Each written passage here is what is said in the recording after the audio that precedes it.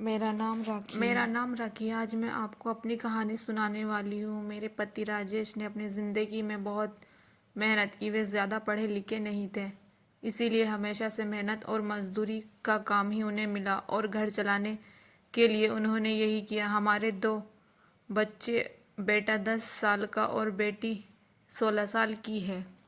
अभी तक मेरे पति ने जैसे तैसे अपने घर चलाना, इस उम्र से भी ज़्यादा हम वही किया। अगर काम नहीं करेंगे तो खाना को नहीं मिलेगा, घर नहीं चल पाएगा, बेटा और बेटी पढ़ाई पूरी नहीं हो सकेगी। मेरे पति की अब ऐसी स्थिति नहीं है कि वे मेहनत और मजदूरी कर सके। उनसे अब यह काम नहीं होता।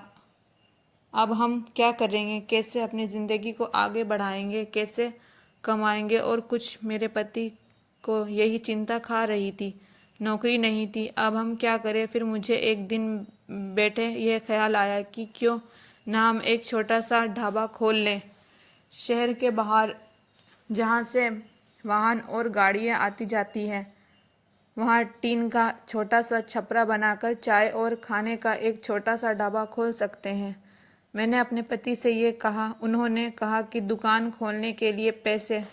मैंने कहा टीन का छपरा लगाना है, बस उनके लिए पैसे लगेंगे, बाकी सारा खाना बनाने का सामान हम घर से ले जा सकते हैं। थोड़े पैसे मैंने अपने परिचित से मांगे ताकि हम अपना छोटा सा ढाबा शुरू कर सकें। उन्होंने भी अभी ये संकोच था कि बार बार मना कर रहे थे, लेकिन मैंने कहा एक बार कोशिश करते हैं और ज़्यादा कुछ नहीं।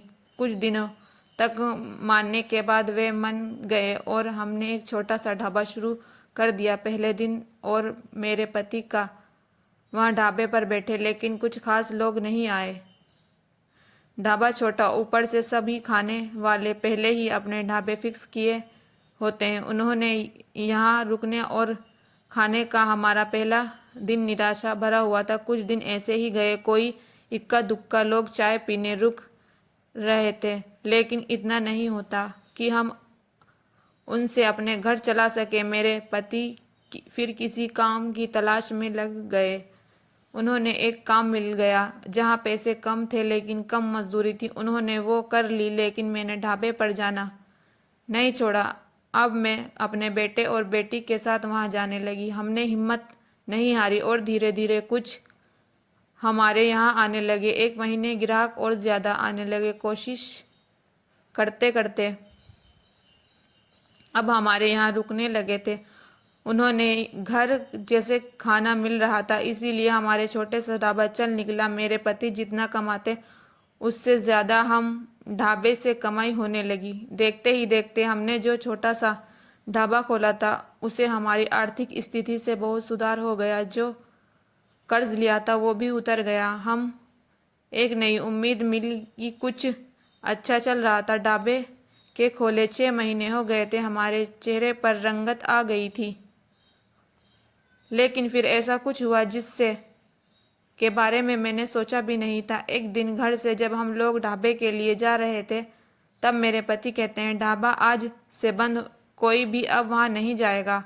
ये कहते वक्त को बड़ा गुस्से में थे। ऐसे गुस्सा मैंने उनके चेहरे पर आज तक नहीं देखा था। मैंने बोला क्या हुआ, क्यों बोल रहे? इतना अच्छा हमारा ढाबा चल रहा है, आपको क्या हो गया आज? वो बोल मैंने कहा नहीं, कोई भी अब नहीं जाएगा, ना तो तू मेरे ना तेरी बेटी। मैंने बोला अब शांत हो जाइए, आपकी तबीयत ठीक नहीं है, अब आराम करें, हम लोग इस बारे में बात करते हैं। और ज़्यादा गुस्सा हो गए। कोई नहीं बात, मैं जितना कमाता हूँ उतने में ही घर चलेगा, तू अब वहाँ नहीं जाएगी। मेरे पति ऐसे रूप में पहला नहीं देखा था।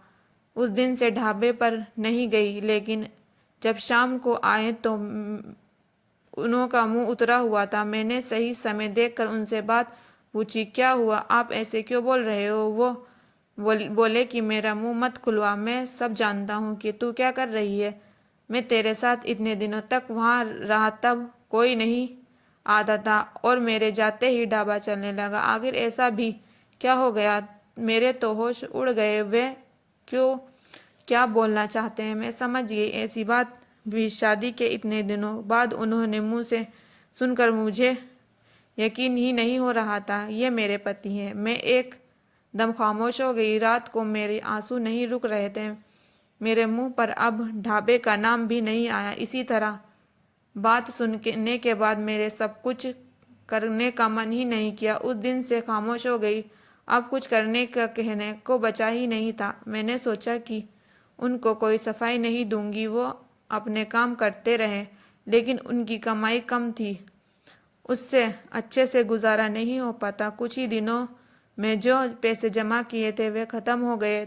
करीब 3 महीने बाद उनकी तबीयत खराब हो गई और बिस्तर पर आ गए। काम नहीं कर पा रहे थे, जैसे तैसे उन्हें संभाल रही थी। घर में जब पैसे खत्म होने लगे तो कर्ज लेने की नौबत फिर से आ गई। मैं चाहती थी कि कहीं से घर जाकर खाना बना लूं, बर्तन धोने का काम करने लगूं, लेकिन उनकी तबीयत खराब थी और मैं नहीं चाहती थी कि मेरे किसी भी बात के कारण फिर उसी तरह की बातें करे।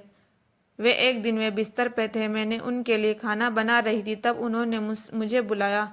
बोले, मैं जानता हूँ उस दिन की बात तुम्हें बहुत परेशान कर रही है, लेकिन और तुम लग भी रहा होगा कि मैं तुम्हें कैसे बोल रहा हूँ, लेकिन वो शब्द और मेरी बातें नहीं थी। मैंने कानों में ऐसी बात आई थी, अपनी रिश्तेदारों में ऐसी बात हो रही थी। मैंने अपनी बीवी और बेटी को अकेले वहां छोड़ दिया। उन्होंने देखा लोग रुकते जिससे कमाई हो रही थी। इसी तरह की बात मैं बर्दाश्त नहीं कर सकता था।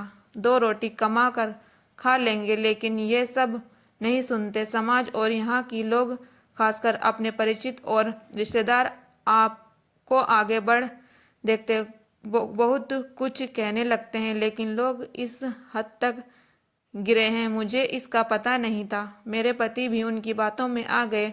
उसी समय भी होते ही उन्हीं जगह तो शायद ये नहीं करती, मुझे भी उतना ही बुरा लगता, वही फैसला लेते जो उन्होंने लिया। मैंने उन्हें कहा कि वे शुभचिंतक जो अब आपकी मदद करने नहीं आएंगे, जाइए आप उनसे पूछ लीजिए, हमारे घर में खाने को नहीं, आपकी तबीयत खराब है, अब बताओ कौन आएगा अब हमारी मदद करने। दुनिया किसी की खुशी देख सकती है और आगे कोई मेहनत करके आगे बढ़ता है तो सारे प्रशंसा करके उसके पीछे धक्के की कोशिश करते हैं, और आप उनकी बातों में आ गए।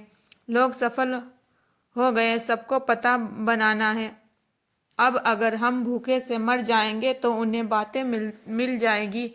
वे लोग कुछ समय तक बोलते हैं, अगर हमें कोई फर्क नहीं पड़ता तो थक हार कर मान लेते। वे पीठ पीछे ही इसी तरह की बकवास कर सकते हैं, सामने आने की तो उनकी हिम्मत भी नहीं है। उस दिन से मेरे पति की आंखें खुल गईं। उन्होंने कहा कि तुम सच बोल रही हो, मैं ही पागल था। लोगों को सफाई देना और उनके आगे अच्छा बनने अपना नुकसान कर लिया। जब हम गलत नहीं हैं तो सफाई क्यों दें? डरना मुझे माफ कर दो। हम नहीं बदला होगा, आपकी सोच और आगे नहीं बदलेगी तो हम क्या करेंगे? अपने कर्म करते हैं रहना चाहिए। अब क्या हम फिर से कुछ कर सकते हैं? मैंने कहा, कभी भी देर नहीं हुई, अब हम भी कर सकते हैं। मेरे पति बोले, मैं तुम्हारी साथ दूंगा अगर तुम चाहो तो। मैं कहाँ कहाँ और फिर एक बार कोशिश थोड़ी मुश्किल हुई, लेकिन फिर धीरे धीरे गाड़ी पटरी पर आने लगी। आपको हमारी ये कहानी कैसी लगी हमें कमेंट करके ज़रूर बताना। इसी तरह की अच्छी कहानी प्लीज़ हमारे चैनल को सब्सक्राइब कीजिए। Thank you friends.